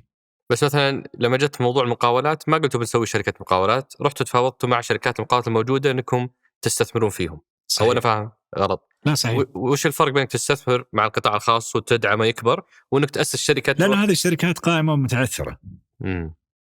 والتعثر اللي كان موجود منها له عدة عوامل، بعضها عوامل داخلية تشغيلية وبعضها عوامل خارجية. فإتس better for us to على قولتهم hit the ground running، بدل ما تنزل وتعيد تأسيس. خذ هذه الشركة وسويها، شوف وش الأشياء اللي ناقصة فيها وادخل معها. ويدرت شركة زي أكوا باور، شركة عظيمة قبل لا نجيها وصارت أعظم بعد ما جيناها. يوم دخلنا فيها زودنا النسبة حقتنا، وبعدين دخلنا في السوق الأسهم المحلية، والآن من أفضل الشركات performance في السوق الأسهم المحلية. we gave them access للمشاريع اللي في renewable energy، الطاقة المتجددة. يعني لما تشوف هذه الأشياء كلها، روشن مثلا you mentioned روشن initially أكثر المطورين العقاريين كانوا يتوقعوا إننا ناخذ الشغل من عندهم. No we did not. سوينا البنية التحتية، سوينا الماستر بلان، جبنا everything and أعطيناهم 2 things. تعالوا أنتم اللي اشتغلوا معانا في البناء كمقاول. هذا بدأ الآن في سدرة. أعطيت مشاريع كمقاول، أو خذ بعض الأراضي وسوينا مزاد على بعض الأراضي، تعال طور فيها، سوي اللي تبيه only within الكود حقنا بس. So we're working Alex، يعني جالس نعبد الطريق أو paving the way للقطاع الخاص إنه يشتغل معنا. ذكرت قبل شوي أبو فيصل إنه في تأسسوا تقريبا 50 شركة أو أكثر. شلون تتابع كل هذه الشركات وتتأكد من يعني أدائها؟ هذا يعني it's an institution. It's not about فرد واحد ولا شخص واحد هو اللي يديرها. Having said that، في تقرير bi-weekly يروح لسمو الأمير رئيس المجلس في كل الشركات اللي موجودة. نصف شهري ولا كل أسبوعين يروح له، وأنا يجيني كل أسبوع. في كل الشركات اللي موجودة معلومات كاملة عن الشركة، ومعلومات عن آخر التطورات اللي فيها، وإيش الأشياء المطلوبة منها، وينهم واصلين. طبعا قبل لا تجيني هذه، في عند التشيف اوف ستاف البي ام او يتابعوا مع كل البورتفوليو كومبانيز وش اللي جالس يصير. فإتس سيستماتيك and يعني it's again going back للأفراد والإجراءات والأنظمة والهذه. فإتس يعني الحمد لله أن النظام موجود بشكل جدا ممتاز بالنسبة للرقابة، والأفراد اللي موجودين برضو جالسين يتابعون. في إدارة جديدة أسستوها أبو فيصل اسمها الإدارة المحلية، إدارة التنمية المحلية. وش فكرة الإدارة وليش قائدها مو بمحلي؟ regardless قائدها محلي أو غير محلي، درست هذه الإدارة قبل أن أسس فيها يمكن أكثر من 2 سنين، أدور to the right profile، من هو الشخص اللي بيجي. I looked at economists، PE managers يعني اقتصاديين، أو college professors، إنه واحد من الجامعة يجي، أو ناس حقين ملكية خاصة اللي هي private equity. I met so many people, tell you the truth, interviews وذا and it didn't work out. آخر شيء لقيت جيري تادز كان في ماكنزي من زمان، بعدين جاء اشتغل مع إذا ما كنت غلطان مع علي أحمد الخطيب في تأسيس جدوى. ظاهر كان الأمير فيصل بن سلمان هو رئيس مجلس إدارته. and he did يعني يوم كنت في القطاع الخاص كنت أنظر كمنافس لي الوحيد جدوى. أوكي. وهو he's the guy who was behind. فهو قريب من السوق المحلي، فاهم عارف السوق المحلي بشكل جدا ممتاز، وعنده he ticked most of these boxes. خلنا بعطيك فكرة الإدارة وهل هو الشخص المناسب أو لا. طبعا شفت من كل مكان من العالم، ما هو بس من السعودية. أنا couldn't find the right person. أنا I think إنه he is the right choice. فكرة الإدارة هذه طال عمرك إنه أوكي في عندنا استثمارات محلية، عندنا استثمارات دولية، عندنا استثمارات عقارية، عندنا استثمارات في الجيجا بروجكتس، عندنا استثمارات في السكتور ديفلوبمنت، عندنا فيجن 2030، وعندنا KPIs هنا، وعندنا KPIs هنا. I need somebody to look على كل الأشياء هذه and to see how we can link الموظف اللي هنا مع الموظف اللي هنا مع الموظف اللي هنا مع الإدارة هذه مع الإدارة هذه مع رؤية 2030 والمخرجات المستهدفات حقتها مع المستهدفات الموجود في برنامج صندوق الاستثمارات العامة. So that's his role. الآن كون إدارة and it's growing and we're working on it. on how to improve يعني كيف نطور أداء الإدارة. and الحمد لله الآن we're doing extremely well. يعني مثلا أعطيك أحد الأمثلة، المشاريع هذه اللي عندنا العقارية والجيجا بروجكتس والذا وروشن، they need حديد، they need cement, they need إزاز، they need ceramic, they need رخام، they need أسلاك، يحتاجون رافعات، cranes، أسانسيرات، بكميات مهولة بحكم حجم يحتاجون تلفزيونات، مكيفات، كل الأشياء هذه. فالآن الدراسة اللي سواها مثلا NDD أعطونا كل الشركات هذه المخرجات حقتها وشي. so it's بالنسبة لنا نجي ننظر للسوق المحلي، مين موجود يقدر يوفرها، مين ما هو موجود نقدر نجيب من السوق الدولي. we buy in them, we do the JV هنا، ويصير في عندنا local content، محتوى محلي. فاليوم كم المستهدف بالنسبة لكم وكم الواقع في المحتوى المحلي؟ المستهدف 60%. هذا المحتوى المحلي اللي مستهدفينه. وأتذكر ولي عهد تكلم على أنه متوقع أو مستهدف من الصندوق أنه ينفق سنويا من 150 إلى 200 مليار ريال في الاقتصاد المحلي. صحيح. كمحرك للاقتصاد المحلي أو السعودي لازم يكون في عندك استثمارات في أشياء جديدة. طبعا المحتوى المحلي أكيد جزء منها، لكن لما تستثمر إيش هو العائد الاقتصادي إضافة للعائد الاستثماري. طبعا كل هذه الاستثمارات لازم يكون لها عائد استثماري مجزي و as per our threshold، يعني minimum of 7%. if it's less than 7% then نبغى ننظر كيف نقدر نوصلها ل 7%. so بتكون في مشاريع ذات عائد استثماري مستهدف مننا، لازم يكون الايكونوميك مالتيبلاير ولا المعامل الاقتصادي حقها أو المضاعف الاقتصادي حقها أكثر من 1 أو 100%. so I just give an example. معظم الاستثمارات الحكومية سابقا طبعا كانت ups and downs، بس كانت دائما أقل من 1 أو أقل من 100%. بمعنى يعني كل ريال ينصرف جزء من الريال هذا يروح، يعني it went as low as 33 cents. فالريال تنفق الحكومة اللي يبقى في الاقتصاد أو اللي يأثر 33 هللة و66 هللة تطلع برا، ما لها علاقة. فكانك تحرق 66 هللة في كل ريال تصرف. حين الآن كل المشاريع اللي موجودة في صندوق الاستثمارات العامة، حتى في برنامج شريك الآن مثلا، لازم معامل الاقتصادي حقه أو المضاعف الاقتصادي يكون مثلا أكثر من 1 أو 1.4 أو sometimes إلى 2 توصل. and the other thing اللي هو إضافة الإيكونوميك مالتبلاير، وش بيجيب بالنسبة للوظائف، كيف يتم خلق الوظائف. تكلمنا بداية الحديث إنه وش يعني الصندوق عن طريق البرنامج حقه بيخلق 1,800,000 وظيفة. 1,800,000 وظيفة. Yeah. رقم ضخم. أبدا. يعني إحنا بدأنا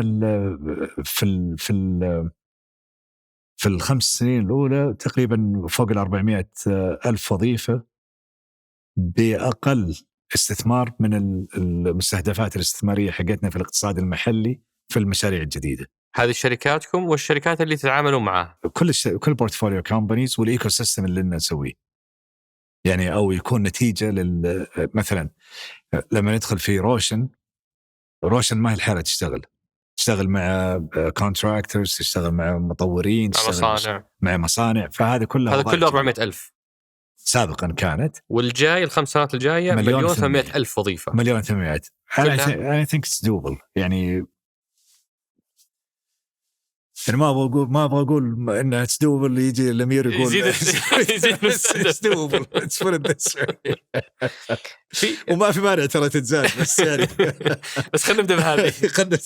بس السؤال أبو فيصل، من وين بتجيبونها؟ يعني هذه 200 مليار سنويا، يعني ما تخيل إن هذه أرباحكم. ما هو أرباحنا كلها. من وين بتجيبون 200 مليار سنويا؟ في برنامج كامل كيف يتم الوصول. الآن مثلا في الVRP حقنا قلنا نبغى نوصل إلى مليار و46 تريليون و46 مليار دولار في 2025. 2025 احنا الآن تقريبا we're short we're أقل من 700. so we still need تقريبا قريب 400 مليار دولار عشان توصلون لهذا الحجم من الأصول. يعني عشان نوصل لهذا الحجم من الأصول. طبعا again في الانجكشنز اللي تجينا من الحكومة، اللي هي الفلوس اللي تجينا من الحكومة. فهذا مصدر. هذا مصدر. التخارجات اللي نسويها من بعض الاستثمارات هذا مصدر. الأرباح اللي تجينا من الاستثمارات هذا مصدر. we have a full plan من هنا إلى 2030. كيف نقدر نوصل أول شيء إلى التريليون، بعدين كيف نوصل إلى between 2 to 3، سمو الأمير مصر على 3 تريليون دولارز. كيف نقدر نوصل له؟ ففي استراتيجية كاملة بكافة التفاصيل. وش الدعم المطلوب من الحكومة، وش الأشياء المفروض نسويها، إيش الاستثمارات اللي نسويها، إيش العوائد المالية اللي نطمح لها، إيش هو الريسك اللي نقدر نوصل له. فهذه كلها منظومة ومصفوفة كاملة لكيف نقدر نوصل للأرقام هذه. وموضوع التخارجات، أنتم الفترة الماضية ما شاء الله شهيتكم كانت مفتوحة، فشفنا كثير شركات تدرج. إيش أهم الأسماء أو الشركات اللي متوقع إدراجها في 12 شهر الجاية؟ first of all قبل لا أجاوب على أو ما أجاوب على السؤال حقك في عندنا إحنا زي ما قلت لك طال عمرك 5 step approach لأي استثمار ندخل فيه. كيف يبتدي؟ من actually it's 6 if you want to consider 0، لأنه في عندنا مرحلة قبل 1 أو 0 دراسة، وبعدين 1 2 3 4 اللي هو التشغيل، 5 تخارج. how do you exit؟ أي استثمار تدخل فيه ما عندك exit مفروض ما تدخل فيه، ما عنده. يعني حتى لما نستثمر في أي دولة أول شيء نسأل عنه do you have capital controls؟ تحويل الأموال. إذا أبطلع فلوسي أقدر أطلعها ولا لا. في بعض الدول من المفاوضات اللي سويناها we took استثناء للكابيتال كنترول. إذا أبغى أطلع أنا كيف ما تسمح لي أطلع؟ يعني بعد كذا تلمحنا باستثمار. صحيح. So I cannot be in an investment وما أقدر أطلع منه. حتى الإيفرغرين investments المفروض أنك تقدر تطلع منه. والأمير يقول إنه أي شركة كملت 5 سنوات تشغيل أو سنة ربحية لازم تطرح. طرح هذا أي شركة بنسويها لابد الهدف حقنا انه يطرح. فنرجع الحين للسؤال اللي ما حد جاوبه. هذا هذا التخارج الاول. الشيء الثاني، في بعض الشركات مثلا تخرجنا من سابك بشكل كامل.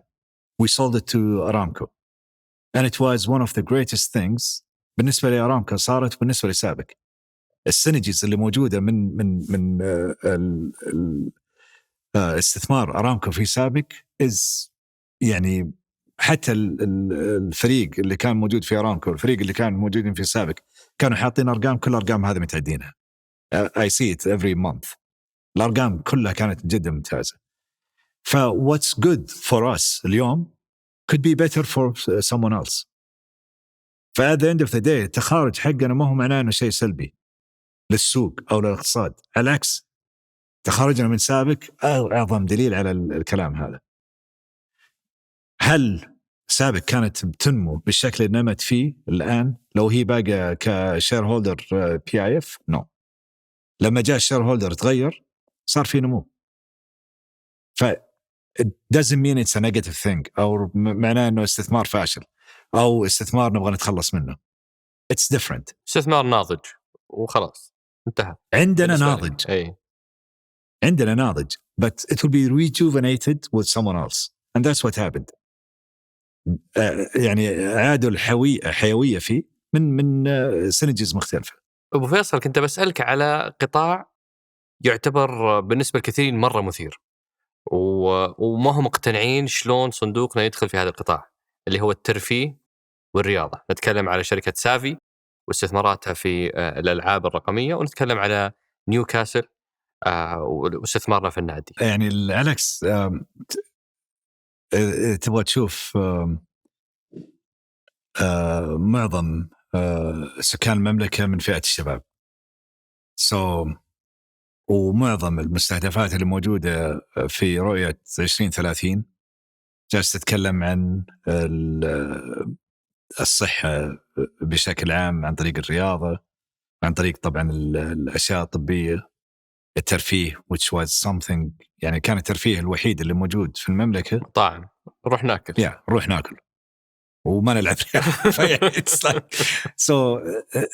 وللأسف كان يعني كثير من الناس علشان يروحوا الترفيه يسافروا، يبغى يتفرج على السينما يسافر، يحضر يعني حفلة غنائية يسافر، يبغى يحضر يعني حتى فيلم أبغى أتفرج على فيلم أروح يسافر على دولة ثانية، يعني غير معقول الكلام.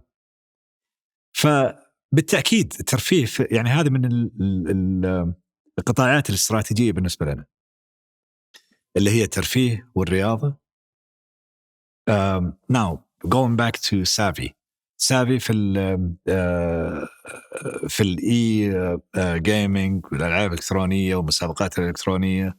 طبعا Savvy is like 5 different pillars. You have the bank, you have infrastructure, you have the fund, you have the operations, and you have ما كنت غلطان المسابقات نفسها. فالفيرتيكلز هذه الموجودة بعد ما شفنا كل القطاعات اللي موجودة بالنسبة للإي جيمين.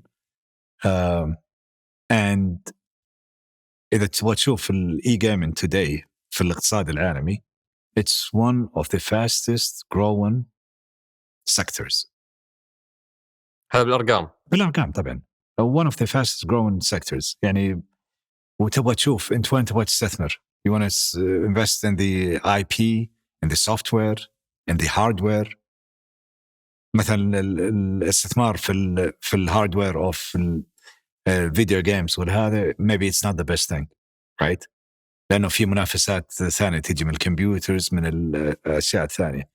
So where should we be in? فأكيد إنه جالس it's ticking all the boxes حقت الرؤية 2030, but at the same time it will be one of the best investments بالنسبة لنا كعوائد. كعوائد بالتأكيد، كعوائد استثمارية. فأنتوا قراركم استثماري بحت. استثمار، شوف حتى لو ما هو استثماري أساساً لا بد يصير استثماري، لأنه إذا ما صار استثماري it's not going to be sustainable. and if it's not sustainable it's مشروع فاشل. كيف تقدر تخليه مشروع ناجح؟ لازم يجيب عوائد. ما تقدر تعتمد إلى ما لا نهاية انه يجيك سبسيدي من الدوله، يجيك دعم. حيوقف يوم من الايام. حنا كل المشاريع اللي ندخل فيها نقول اساسا، وهذا اللي دائما يتكلم فيها سمو الامير رئيس المجلس سمو ولي العهد، فكر فيها لحالك اول شيء كيف تقدر تسويها بدون اي دعم. اذا غلبت الروم خلينا نشوف وش الدعم اللي ممكن يجي، لكن ما نبتدي تفكيرنا لا ابغى الدعم الفلاني والفلاني. No, it doesn't work that way. كيف نقدر نسويها efficiently if we cannot let's see ايش الدعم اللي ممكن يجي مبدئيا. والدعم إذا مثلا دعم نقدي ولا دعم في بنية تحتية بنية تحتية، أو مثلا في تغيير بعض القواعد التنفيذية أو بعض الأنظمة اللي ممكن تعطل نمو أو استحداث هذه النشاطات. ونيوكاسل نيوكاسل آسف أبو فيصل، هنا الناس تتكلم على أول شيء ندخل معقولة في كرة قدم، نادي كرة قدم هذا أولا. ثانيا اليوم دخلنا في نادي مثلا ما هو في العاصمة لندن اللي بيكون العائد على العقارات وعلى الأصول والقوة الناعمة كجمهور يجي ويحضر. فهم يشوفونها من مشكلتين، مشكلة أول شيء الدخول في القطاع، ومشكلة اختيار الفرصة هذه تحديدا أو النادي هذه تحديدا، مع أنه بدعين ما شاء الله عليكم مؤخرا، الله يقويكم. بس بشكل عام مش يعني كيف تفسر هذا الشيء؟ كرة القدم يعني زي ما قلت لك الرياضة هي جزء من ال 13 قطاع اللي مهتم فيها صندوق الاستثمارات العامة. كرة القدم بالتأكيد من أهم الرياضات الموجودة إن كان محليا وعالميا، في يعني هي الرياضة رقم 1 في العالم. واي ذا اي بي ال؟ ليش الدوري الإنجليزي؟ لأنه هو أعظم دوري موجود الآن في العالم، يعني ما في أي دوري منافس له الآن. صحيح. في 20 فريق، 3 فرق يصير لها ريليجيشن، 3 فرق يصير لها بروموشن، ناس 3 فرق تنزل و3 فرق تصعد من الدوري اللي تحته. ميزة الدوري الإنجليزي أنه أي فريق من 20 ممكن يفوز على أقوى فريق. منافسة عالية، منافس جدا عالي، هذا معناته مشاهدات أعلى ومبيعات أعلى.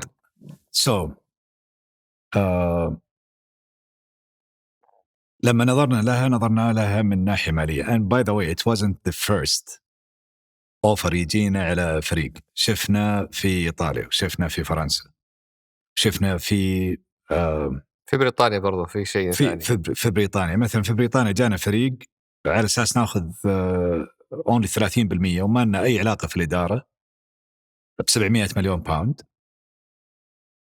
وحنا اشترينا نيوكاسل كان معروض علينا 100%، لكن اللي جابونا الفرصة أماندا ستيفلي هي وزوجها قالوا we like it so much we would like to be with you. قلت ممتاز. بعدين جو الروبن فاميلي اللي هم من أكبر المطورين العقاريين قالوا we would like to come with you، وهم من أكبر المطورين في نيوكاسل. قلت ممتاز، خلهم يجون.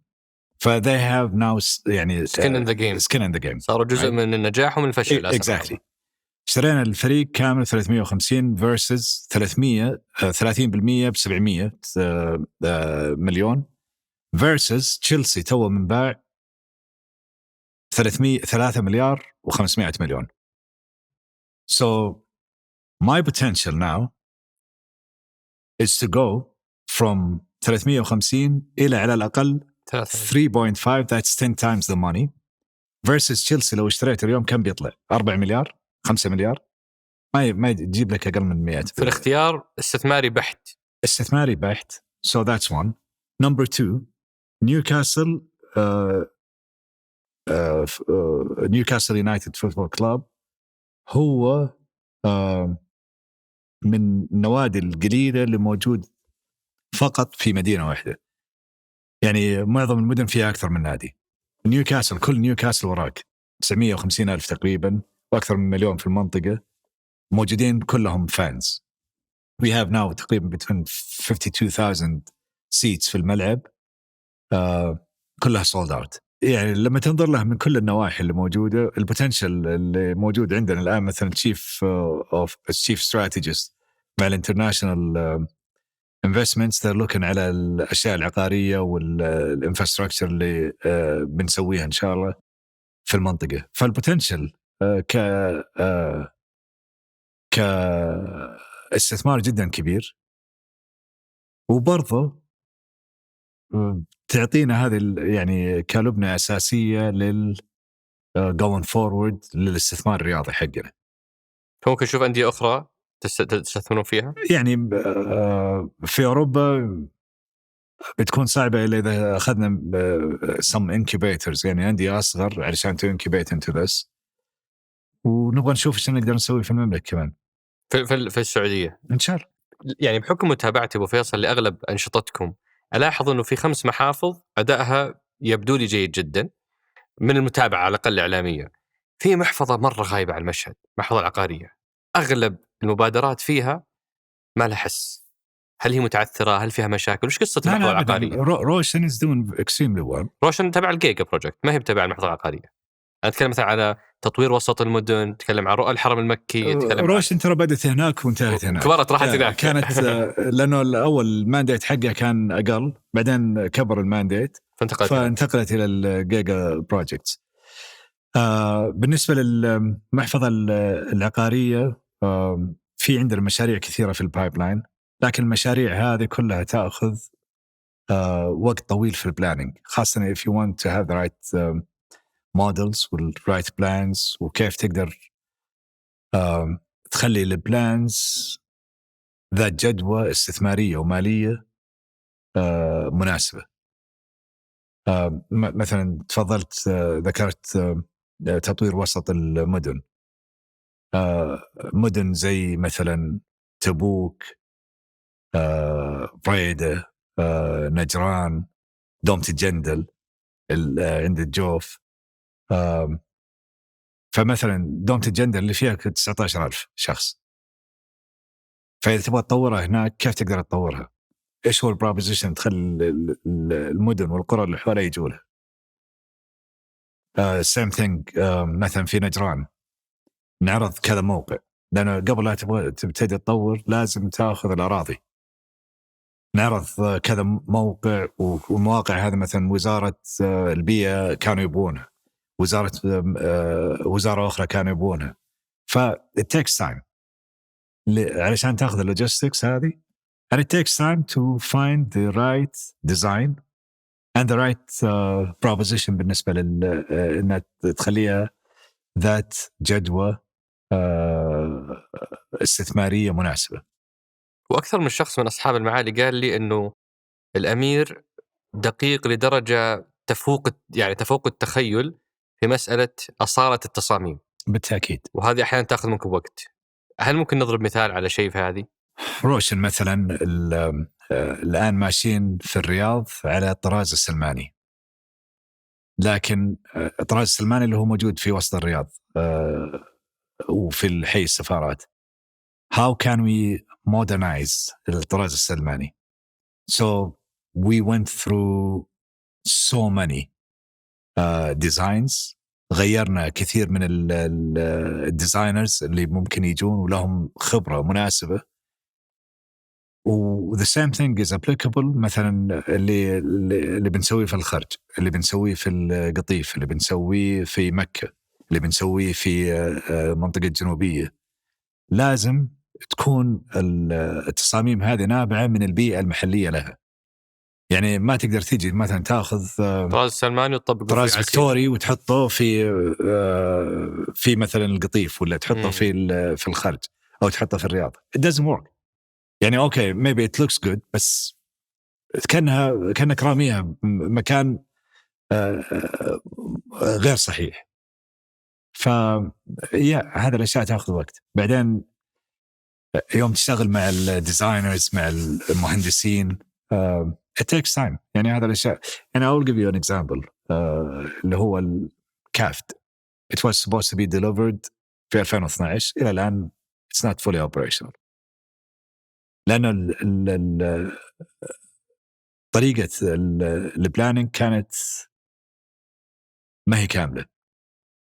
يعني تشوف العمارة الموجودة، أوكي الشيء الوصل الوحيد بينها اللي هي الجسور، الجسور اللي موجودة، بس ما يعني لما تيجي على الافشنسي اللي موجودة في بعض العماير تلاقيها أقل من 50%. الافشنسي اللي هي ايش هي كفاءة أو اللي هي المساحات التأجيرية. فتيجي مثلا تلاقي عمارة بانية 100,000 متر نفرض، مساحات تأجيرية أقل من 50,000. 50,000 الثانية كلها أشكال وباهو ومش عارف إيش. الافريج في العالم ما بين 75 و 85%. هنا في أقل من 50. أقل من 50. yeah. فهذه أمثلة على أنه عدم التخطيط الكافي يؤدي إلى هذا يؤدي إلى نتائج يعني كارثية، وتطول أكثر من لو أخذت وقتك في التخطيط. exactly. فإحنا we don't mind إنه ناخذ وقتنا الكافي في التخطيط as long as إن التنفيذ عندنا بيكون بالشكل المطلوب أو أفضل. في شيء يترقبون الناس بحماس بالغ جدا لعلكم تنقذونهم، خطوط الطيران الجديدة. إيش ممكن نعرف عن هذه الخطوط؟ طبعا في عندك الخطوط السعودية وفي فلايناس وفي كذا شركة خاصة للخطوط. لما تقارن خطوط السعودية بالشركات الخطوط العالمية المتقدمة، مثلا كانت سنغافورة اير، وبعدين جت طبعا الاميريتس الاماراتية، لما تجي تقارنها هذول كلهم في الخطوط السعودية مثلا او في الخطوط الامريكية، نقطة الخلاف الأساسية اللي هي one hub ولا multiple hubs. الخطوط السعودية المفروض عندها 3 hubs: الرياض، جدة، والدمام. إذا تبغى تنجح لازم يكون عندك one hub، وبعد يعني دايركت فلايت مثلا من الرياض، نفرض أن الخطوط بتكون الهب حقها الرياض، من الرياض إلى أي مكان ثاني في العالم وإلى أي مدينة داخل السعودية. بس ما تقدر تيجي مثلا من عرعر إلى نيويورك دايركت، أو من عرعر إلى عمان دايركت. يمكن، بس أفضل إنه يكون عندك one hub. الخطوط اللي بتكون موجودة it's one hub airline. الفليت اللي بيكون موجود المفروض يكون كله من نفس الطراز أو طرازين، ما يكون في عندك كذا طراز للطائرات، للصيانة، للطيارين، لأنه كل طيار علشان يركب يأخذ تدريب مختلف. فعشان تقدر يكون في عندك efficiency للطيارين، قطع الغيار برضو. exactly. الصيانة نفس الشيء، الكيترينج، everything else. ف going back للميثودولوجي اللي احنا عادة نتبعها في الصندوق. let's see the diagnostic، خلنا نفحص. let's see the benchmark، خلنا نشوف. let's see where we want to go. وهذا اللي جالس نسويه. وفي ناس تقول طيب ليش ما صلحتوا الخطوط السعودية؟ ليش ما استثمرتوا فيها وانطلقتوا من هناك؟ الخطوط السعودية جالس تسيرفن يعني الأشياء اللي موجودة. انتقلت لكم هي الآن مجموعة خطوط السعودية؟ لا ننظر فيها، ما انتقلت لنا إلى الآن. لكن again the business model حق الخطوط السعودية اللي هي المالتي هاب صعب جدا. الخطوط الأمريكية معظمها متعثرة because عندهم مالتي هاب. فهي الخطوط الجديدة حتكون من الرياض سنجل هاب، وحتكون فئة بزنس ولا فئة يعني it depends on the demand. طبعا you cannot have طيارة كلها business. يعني سويتها الظاهر الخطوط السعودية وما نجحوا فيها بشكل كبير، اللي هي الفرسان أو الخيالة. ف I don't think it's the right proposition. متى متوقع انطلاقها؟ I think 2024 we will have first yeah. والمطار يعني خلاص CEO جاينا إن شاء الله خلال شهر أو شهر بالضبط بيبتدي الشغل معانا. وظفنا كثير من القيادات الموجودة. and again we brought the best في العالم and they don't have to be سعوديين فقط. جبنا أفضل ناس موجودين في العالم يشتغلون في الموضوع هذا. في سؤال على موضوع السوفت بانك، يمكن هو من أكثر الاستثمارات المثيرة، واللي ذكر في لقاء مع ديفيد كنت تقول انك روبنستاين كنت تقول انك مبسوط لانه حققوا لك 9 مليار دولار عوائد في ذيك اللحظة. اليوم كيف الأخبار يعني بعد الخسائر اللي قاعد يمنى بها الصندوق؟ يعني لما SoftBank Vision Fund, let me just take maybe a few steps back بس أعطيك some context. كيف دخلنا في SoftBank. So أذكر يعني من السيشنز اللي كنت أجلس فيها مع سمو ولي العهد نتكلم عن الاسبريشنز اللي موجودة وش نبغى نسوي في الصندوق. فكان he was always referring لي يرجع يقول نبي نكون في الارتفيشال انتليجنس الذكاء الاصطناعي، نبي نكون في الروبوتكس، نبغى نكون في اللايف ساينس، نبغى نكون في الانترنت اوف ثينجز. هذه الاشياء الاساسيه لانه هذه التوجهات المستقبليه. لان again يعني يمكن انت تكلمت قبل كذا على الاقتصاد القديم والاقتصاد الجديد، هذا الاقتصاد الجديد. So it happened إنه قابلت أنا مع سام ماسا صن في طوكيو، وكنت عنده في المكتب وجلس يتكلم عن فكرة موجودة عنده في رأسه. By the way he was أغنى رجل في العالم back in 1999. بضع ساعات قبل يصير أفقر واحد في العالم. لا ما صار أفقر، خسر تقريبا 97% of ثروته ورجعها في استثماره في علي بابا بشكل يعني ممتاز. So ماسا تكلم عن الرؤية حقته وقال I'm gonna put $28 billion in this $100 billion fund. 28 مليار بيحطها دولار في فند 100 مليار. فرجال مؤمن يعني هذا ابتداء. أنا حاط فلوسي معك. So that's one. Second thing قال أبغى أتكلم عن المحاور الاستثمارية، الأشياء اللي يبغى يتكلم فيها اللي هي Internet of Things, Robotics, Artificial Intelligence مفصل عليك and Life Science. أوكي بدأ يتكلم هنا وهنا. كنا في زيارة مع سمو سيدي سمو ولي العهد في الصين، وبعدها جينا اليابان. فتكلمت مع الأمير قلت له I have this guy who I met before و I met him في طوكيو. وجالس أتكلم ظهر حاط سماعات اسمعنا إنه وش نقول. خذ نفس بالضبط زي اللي تكلم عنه هو. إذا ما في عندك مانع تشوفه. قال أوكي ممتاز. جاء وشافه والأمير يعني مرة قال أوكي is 45 billion what you want إحنا نستثمرها. ليه قال الأمير هذا الشيء على الرؤية؟ that's one. number two كنا جالسين نتكلم نبغى نستثمر بشكل كبير، نبغى نوصل يعني زي ما قلت لك كنا 1.5% من استثماراتنا خارجية. كيف نقدر نوصلها 30%؟ by the way الحين نزلناها إلى range between 20 to 25.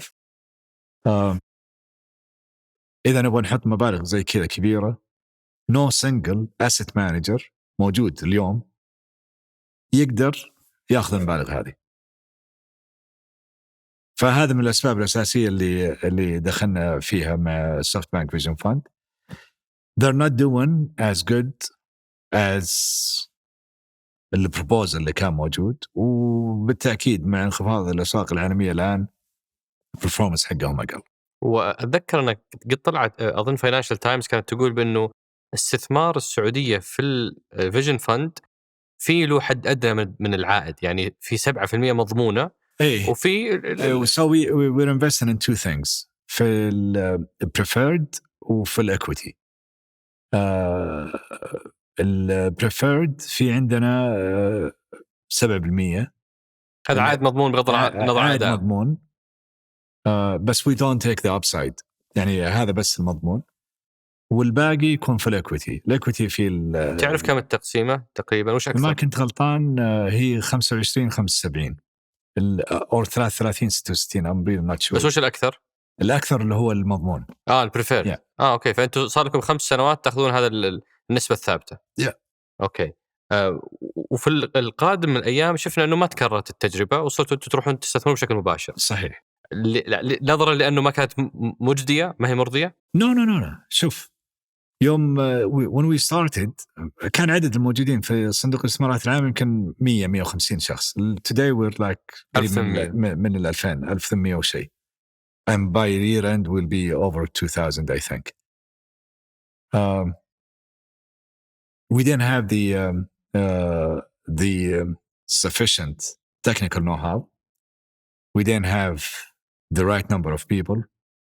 We didn't have processes. We didn't have systems. كل الأشياء هذه ما كانت موجودة عندنا. الآن صارت موجودة عندنا. إضافة لذلك our direct investments اليوم أفضل بكثير performance حقها من معظم الصناديق اللي نستثمر معها.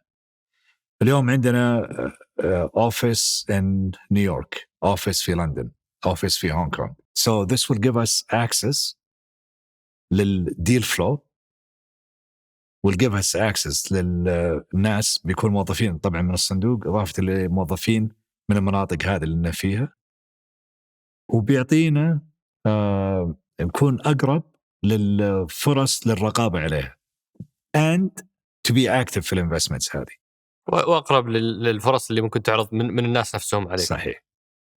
سؤال قبل أخير وبعدين بدخل لمحور نهائي شخصي. متى نقدر نشتري سيارتنا في الرياض؟ لوسيد موجودة بس ما تنباع لسه. إلا بجيب لك. المشكلة الأساسية فيها, وطبعا it's a listed company ما أقدر أعطي تفاصيل عنها أكثر, لكن على حسب المعلومات العامة متأخرين كثير في الإنتاج. متأخرين علشان السبلاي تشين, هذا واحد في العالم في نقص في الإمداد, لكن متأخرين كمان إضافة لذلك لأنها شركة جديدة. they're still يعني جالسين يتعاملون مثلا لوسيد كلها قزاز, صح؟ يعني من الويندشيلد من قدام من وراء والسقف وقزاز مختلف يعني لأنه مظلل ومن الكلام ده.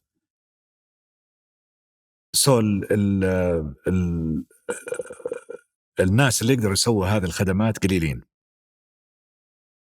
and في الكواليتي أشورنس مشاكل فيها, يعني لازم تكون كل شيء 100% عشان لا يصير لها ريكول ولا ذا. إضافة لذلك هي كشركة جديدة غيرت كثير من البروسيسز والأنظمة حقتهم, فهذه كل الأشياء لما تجتمع مع بعض خفت الإنتاج. and what I'm hoping for, تركن ويسر عضو مجلس الإدارة هناك وجدا يعني متابع معاهم, what I'm hoping for إنه to achieve at least the numbers اللي أعلنوا عنها, وإن شاء الله إنه يقدروا يسووا أكثر. ومصنع السعودية, مصنع السعودية بدأنا في أخذنا الأرض, أخذنا من all the incentives اللي جت من جهات عديدة من الحكومة, منها ضمان الشراء, الصندوق الصناعي. وهذه تعتبر سيارة الطبقة العالية. هل ممكن نشوف برضه سيارة كهربائية تناسب الشريحة المتوسطة؟ actually نبتدي في اللوسيدر اللي هو اللي موجود حاليا, لكن eventually we want to do the SUVs لأننا نبغى السيارات أكثر. أنا لو علي أبو فيصل ما حوقف, في مليون سؤال في بالي ومليون سؤال عند الناس, بس ودي كرما يعني تساعدنا بأنه يعني هذه مقابلة تعطينا الصورة الكبيرة والقصة التاريخية. أتمنى أنه تساعدنا نوصل لقيادات المحافظ في الصندوق, كل قائد يعطينا تفاصيل محفظته, لأنه لسه في أسئلة كثيرة, بس عشان وقتك ما ودي إني أطول عليك. هذا أكسس I think فهد سيف أوريدي طلع معك. صحيح, بس طلع بالقبعة القديمة. أنا صوت معانا. لا, بالقبعة القديمة. فبالقبعة الجديدة يعني نتشرف إنك أول ضيف من الصندوق. الله يسلمك. شركات الصندوق يعني شرفونا, بس قلنا إحنا نبدأ معاك بالصورة الكبيرة, ونحتاج يعني يكرمون علينا النواب, ناخذ قصة كل محفظة وندخل في تفاصيل شركاتها عشان هم فقط 2 نواب, لكن كلهم من the same level. ممتاز. يعني الآخرين Chief of Staff, مدير الاستثمار العقاري والجيجا بروجكتس, CFO, CEO. فهل هذا توجيه مباشر لهم انهم يعني يشرفونا بالظهور؟ عبد العزيز اول واحد. بالتاكيد. طيب انا بختم ابو فيصل, يعني علاقتك قريبه جدا من ولي العهد من لحظه انطلاق الرؤيه في 2015.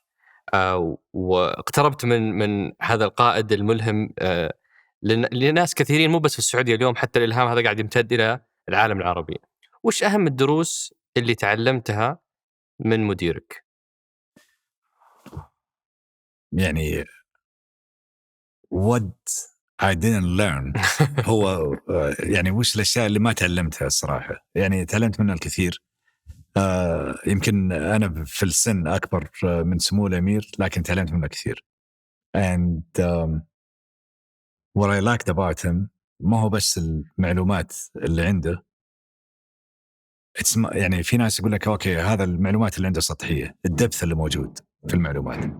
يعني even I was discussing with him once على الجولف. he was talking to me. يعني he knew about الجولف، كل مضرب كيف الزاوية حقته من الكلام ذا.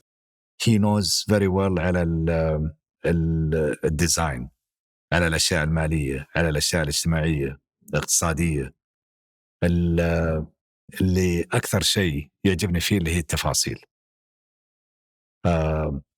كيف يقدر يطلع الفوق يشوف the macro، كيف يقدر ينزل لتحت إذا احتاج الأمر إنه يشوف المايكرو. and he's always engaged. يعطيك وقتك تتكلم، يعطيك وقتك تسمع، ما يقاطعك أبدا وانت تتكلم، ويرفض إنه أي أحد يقاطع أي أحد ويتكلم. إذا أحد قاطع الثاني يقول له خله يخلص، خلنا نسمع. إذا الكلام حقه كراب يقولوا له إن كلامك كراب ما هو بصحيح. إذا كلامه صحيح يشكر ويقدر عليه. same thing is trickling. نفس هذا صار الموضوع هذا عندي أكثر. regardless الشخص اللي أتعامل معاه بعيد قريب عزيز غير ذلك، I have to listen للشخص اللي قدامي واسمعه، وبعدها أعطي الرد. هذه كل أشياء يعني الواحد يبقى أنها صغيرة، بس once you put it all together شيء جدا جدا مفيد وجدا ممتاز. كل الواحد أكيد الواحد sometimes المفروض يكون عاطفي، لكن أفضل أنه يكون rational وعقلاني أكثر. هذا من الأشياء اللي تعلمناها يعني أنا وأعتقد معظم الوزراء ومعظم الناس اللي حول الأمير منه. كيف الواحد يكون rational أكثر، منطقي. كيف الواحد منطقي أكثر، كيف تقدر تشوف إيش هي الكاباسيتيز اللي موجودة عندك، وش الطاقات والقدرات اللي موجودة عندك and how you can utilize it. كيف تقدر تستخدمها بأفضل شكل. كيف تقدر تروح، ما هو موضوع واحد تشتغل عليه، تشتغل على 20 30 40 100 موضوع، ما هو لازم تنجح فيها كلها. لكن لو جلست موضوع واحد نسبة النجاح، أقصى نسبة نجاح بتكون 100%، لكن ما راح تقدر تسويها. فإذا نجحت 90 ولا 80% تكون مبسوط. بينما لما ندخل 100 موضوع ونسبة نجاح 70%، سوينا 70 شيء أكثر من الشيء الوحيد اللي كنا مركزين عليه. فهذا من الأشياء كيف الواحد يقدر يرتب البرايوريتيز. ترتيب البرايوريتيز جدا مهم. وش الأولويات، وش المهم، وش الأهم، وش الأقل أهمية. هذا كلها من الأشياء صراحة اللي تعلمتها بشكل كبير من الأمير، حتى لو بعضها كانت عندي لكن اتطورت بشكل أكبر لما صرت أشتغل معه. كيف الواحد to see the big picture. you don't go sometimes. يعني مثلا من الأشياء اللي تفشل كثير من ناس متعلمين وذوي خبرات كبيرة اللي هي going too much on the details and forgetting about the big picture. لازم يكون في عندك زي عدسة الزوم، تقرب وتبعد حسب الحاجة. تبغى تشوف، ما تقدر بس تركز ونفس وش اللي صاير حولك. ف يعني أنا لي الشرف، وكان يعني من الأشياء اللي كان ودي إنه تحقق، إنه كان ودي إنه أعرف الأمير قبل 2015، لكن الحمد لله يعني معرفة فيه يعني التعلم منه كان له نتائج جدا إيجابية على الصندوق وعلي أنا شخصيا وعلى الوطن. الحمد لله. شكرا لك أبو فيصل، ممتنين لقبولك الدعوة، وبالتوفيق في تحقيق 3 تريليون دولار باي 2030. هذه نبغى نثبتها ونأكدها. 10 ريال 10 مليار ريال أقل من كذا، هي من 7 ل 10. 10 تريليون ها؟ 10 تريليون. فبالتوفيق، يعني سعدت بقبول الدعوة، شكرا على قبولك دعوتنا، وبالتوفيق في تحقيق 10 تريليون ريال في 2030. احنا نثبت الرقم هذا، وعسى الله يقويكم. الله يسلمك ويحفظك. تسلم. شكرا جزيلا. شكرا لكم. شكرا لفهده القصير. أنا كملت الآن قرابة 100 حلقة وأسميها فهده القصير، وهي يعني معي في الرحلة من أول حلقة إلى اليوم، فتخيلوا قرابة 100 حلقة وأنا أقول اسمها غلط. فشكرا جزيلا فهده القصير في إعداد هالحلقة، أصيل بفرط في إدارة الإنتاج، ياسر الغانم في إدارة التصوير، نايف البقومي خلف الكواليس، ومحمد عبد الحليم، ومحمد سامي، ومحمد جامع، ومحمد عبد الوهاب في تجهيز القاعة، وفي تسجيل الصوت عبد العزيز المزي، وفي التحرير أنس الخليل، وفي الهندسة الصوتية محمد الحسن، وفي الإشراف العام صالح باسلامة. وشكر خاص لمنسوبي صندوق الصناعة العامة اللي سهلوا مهمتنا وجعلوها فعلا مهمة رائعة، ويعني ساعدونا في تجاوز كل التحديات اللي ممكن تعيق تسجيل هذه الحلقة. ختاما، هذا بودكاست سقراط، أحد منتجات شركة 8 للنشر والتوزيع.